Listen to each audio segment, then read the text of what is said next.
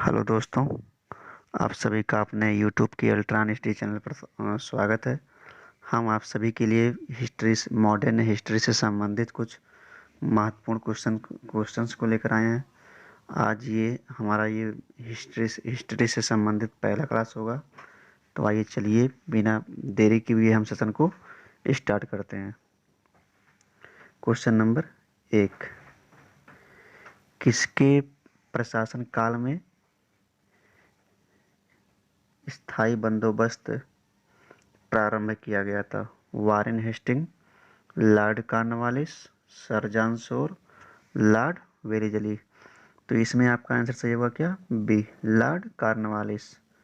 Next question, स्थायी बंदोबस्त किस किससे किया गया? स्थायी बंदोबस्त किससे किया गया? जमींदारों से, किसानों से, मजदूरों से, व्यापारियों से? तो इसमें आपका जो आंसर सही होगा वो क्या होगा? ए सही होगा, जमींदारों से। नेक्स्ट क्वेश्चन, लॉर्ड कॉर्नवालिस का स्थायी बंदोबस्त लागू किया गया। लॉर्ड कॉर्नवालिस का स्थायी बंदोबस्त लागू किया गया। ए 1787, बी 1789, सी 1790, डी 1793। तो इसमें आपका आंसर क्या सही होगा? डी 1793 में। नेक्स्ट क्वेश्चन, 1739 में लॉर्ड कॉर्नवालिस की भू राजस्व प्रणाली लागू होने के बाद बढ़ो कानूनी विवादों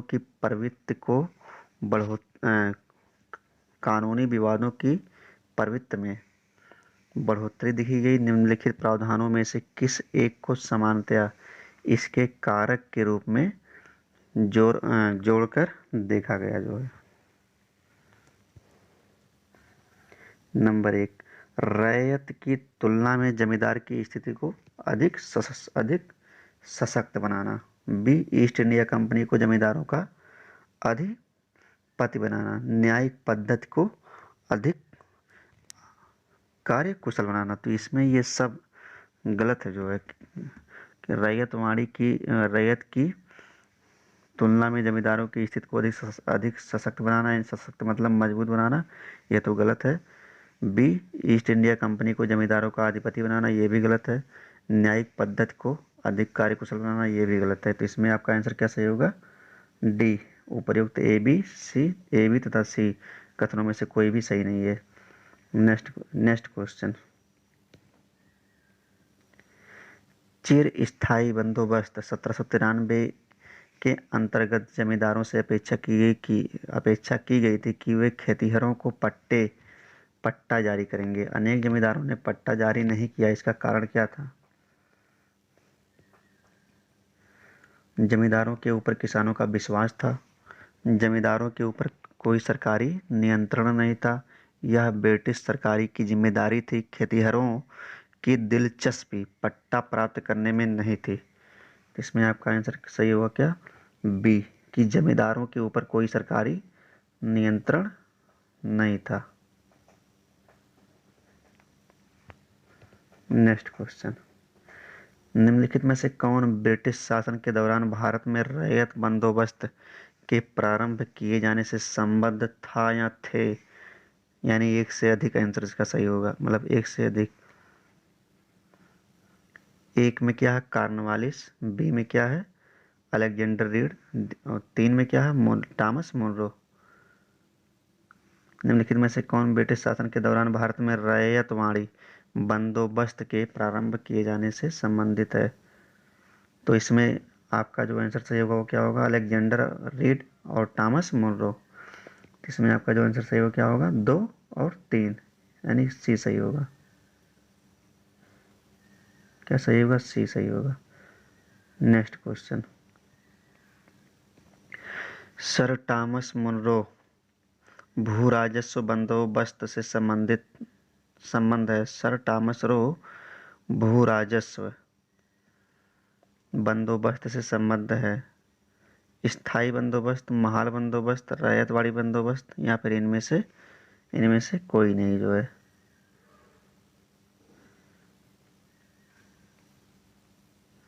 सर टॉमस मुनरो भू राजस्व बंदोबस्त व्यवस्था से संबंधित है। स्थायी बंदोबस्त, माहौल बंदोबस्त या रैयत बंदोबस्त? इसमें आपका आंसर सही होगा क्या? इसमें आपका आंसर सही होगा सी। सर थॉमस मुनरो ने भू राजस्व बंदोबस्त से संबंध है। इसमें आपका आंसर क्या सही होगा? सी, रैयत वाड़ी बंदोबस्त से जो है सही। इसमें यही सही सही होगा सी।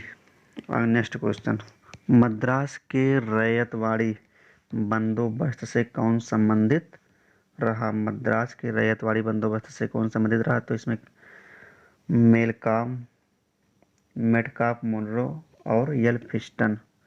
इसमें आपका सही आंसर क्या होगा? सी, मुनरो संबंधित था मद्रास में रैयतवाड़ी बंदोबस्त से। मद्रास के रैयतवाड़ी बंदोबस्त से कौन संबंधित रहा? वही क्वेश्चन है सेम क्या?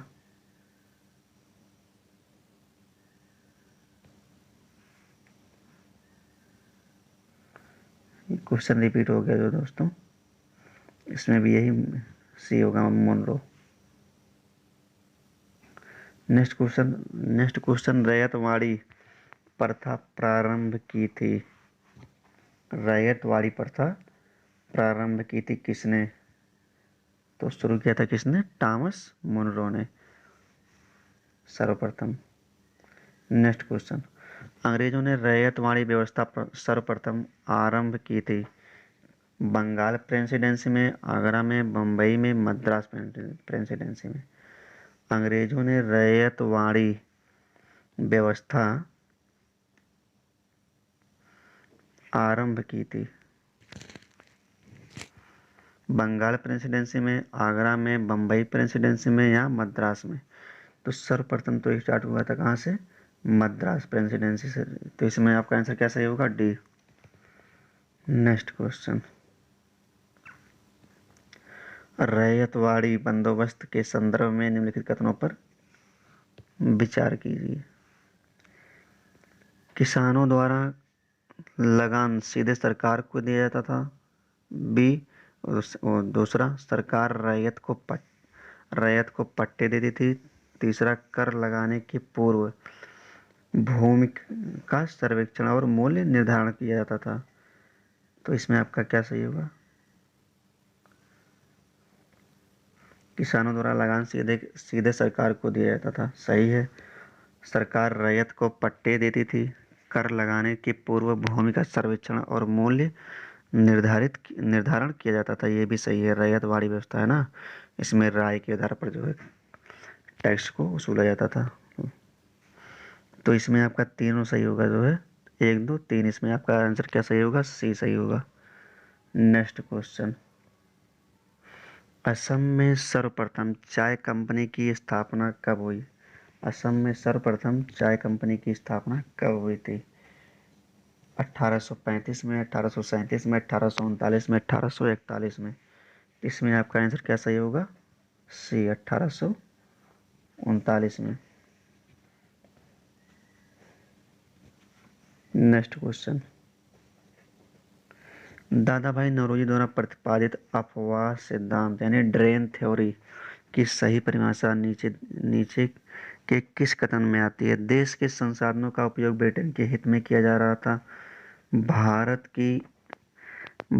की राष्ट्रीय संपदा का एक भाग अथवा कुल वार्षिक उत्पाद ब्रिटेन को निर्यात कर दिया जाता था, जिसके लिए भारत को कोई वास्तविक प्रतिफल नहीं मिल रहा था। साम्राज्यवादी शक्ति के संरक्षण में ब्रिटिश उद्योगपतियों को भारत में निवेश के अवसर दिए जाते थे। भारत में ब्रिटिश सामान का आयात किया जाता था और यो देश को दिन प्रतिदिन अधिकाधिक गरीब बनाया जा रहा था।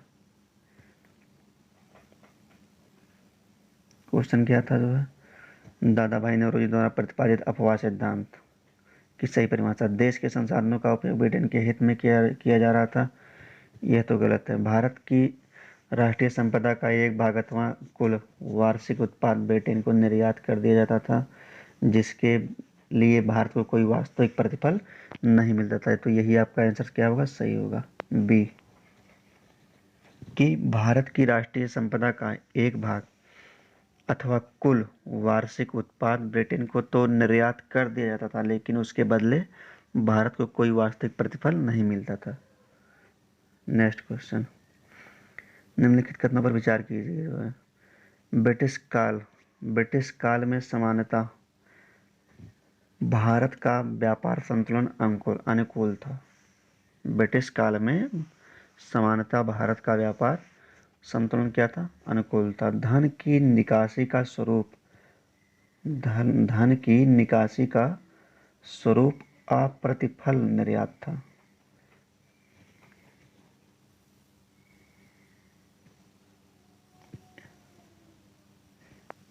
इसमें क्या कहा गया, ब्रिटिश काल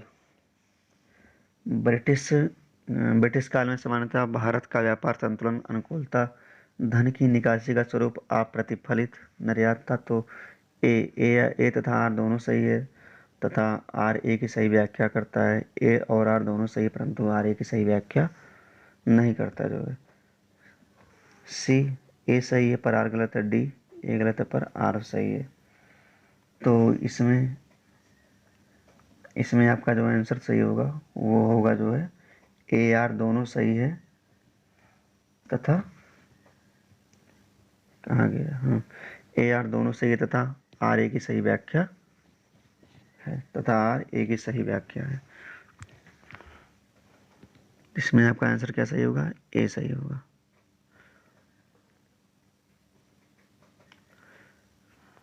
ब्रिटिश काल में सामान्यतः भारत का व्यापार संतुलन अनुकूल था।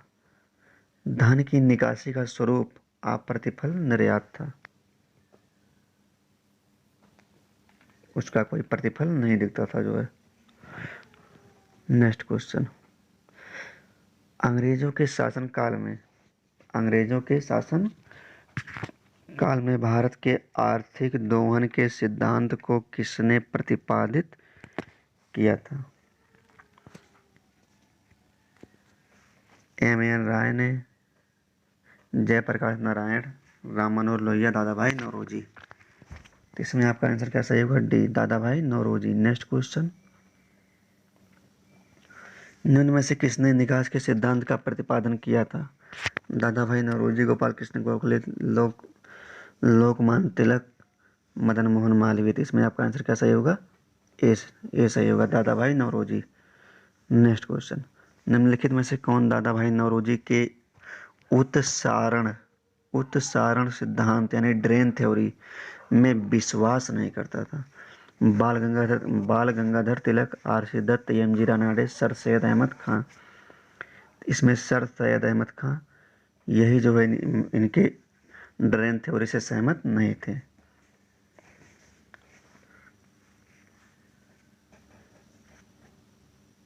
Next question, poverty and the unbritish rule in India नामक पुस्तक किसने लिखा। अमर्त्य सेन, रामेश चंद्र दत्त, गोपाल कृष्ण गोखले, दादा भाई नौरोजी। तो इसमें क्या आपका आंसर सही होगा, क्या दादा भाई नौरोजी ने।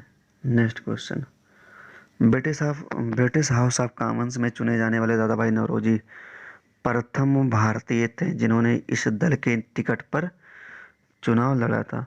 उदारवादी दल, मजदूर दल, कंजर्वेटिव दल, साम्यवादी दल,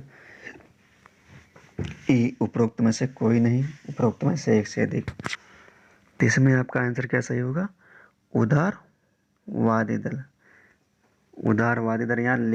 यहाँ लिबरल पार्टी। नेक्स्ट क्वेश्चन,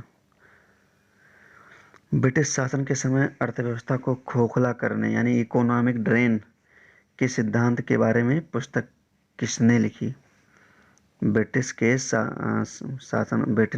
शासन के समय अर्थव्यवस्था को खोखला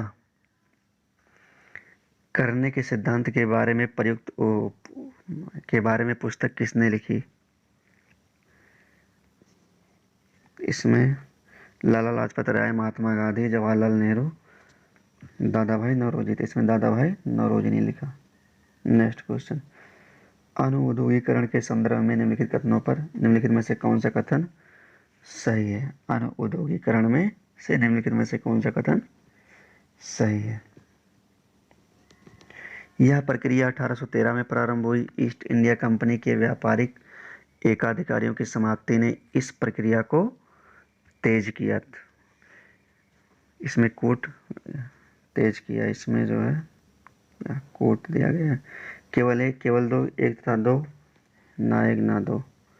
यह प्रक्रिया 1813 में प्रारंभ हुई। अनुउद्योगीकरण ईस्ट इंडिया कंपनी के व्यापारिक एकाधिकारों की समाप्ति ने इस प्रक्रिया को तेज किया। तो इसमें दोनों सही है, एक तथा दो दोनों सही है। नेक्स्ट क्वेश्चन,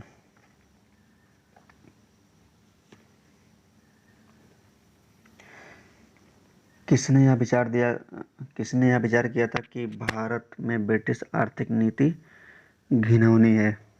किसने यह विचार किया था कि भारत में ब्रिटिश आर्थिक नीति घिनौनी है? बीजी Tilak, Dadabhai Naoroji, Karl Marx, Adam Smith.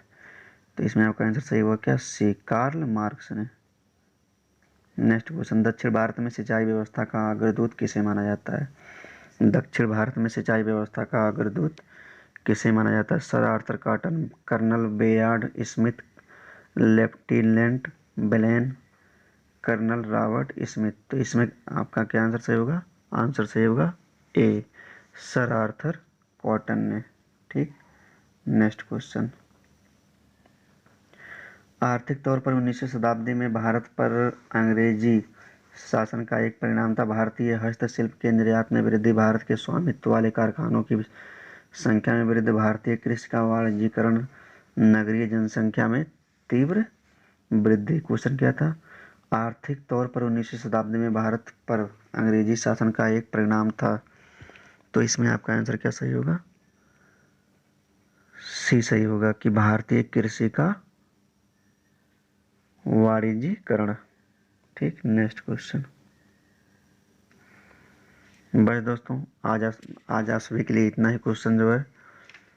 अगर आप सभी लोगों को सेशन अच्छा लगा हो तो लाइक करें, शेयर करें, सब्सक्राइब करें जो है। जय हिंद।